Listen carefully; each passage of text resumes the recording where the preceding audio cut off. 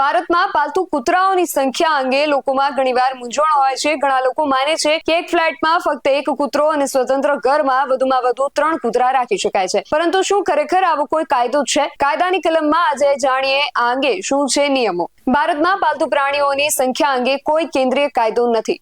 જો કે આ અધિકાર સંપૂર્ણપણે નાબૂદ થયો નથી, કારણ કે કેટલાક નિયમો અને માર્ગદર્શિકા સ્થાનિક મનપા, સમાજના ઉપનિયમો અને પશુ કલ્યાણ બોર્ડ દ્વારા નક્કી કરવામાં આવે છે। પશુ કલ્યાણ બોર્ડ જણાવે છે કે કોઈ પણ સોસાયટી કોઈ પણ રહેવાસીને કૂતરો પાળતા અટકાવી શકતું નથી, પછી ભલે તે એક કૂતરો હોય કે એકથી વધુ।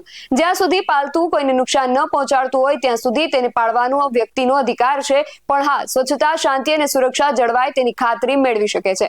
જો કે કેટલાક મનપાએ સ્થાનિક સ્તરે નિયમો બનાવ્યા છે। ઉદાહરણ તરીકે બેંગલુરુ મનપા કહે છે કે એક ફ્લેટમાં એક કૂતરો અને સ્વતંત્ર ઘરમાં વધુમાં વધુ 3 કૂતરાઓ રાખી શકાય છે। બીજી બાજુ મુંબઈ અને લખનઉ જેવા શહેરોમાં કૂતરાઓની સંખ્યા અંગે ભલામણો છે, પરંતુ કોઈ કડક પ્રતિબંધ નથી। હાલમાં દિલ્હીમાં આવી કોઈ મર્યાદા નક્કી કરવામાં આવી નથી, પરંતુ કૂતરાઓની નોંધણી અને રસીકરણ ફરજિયાત છે।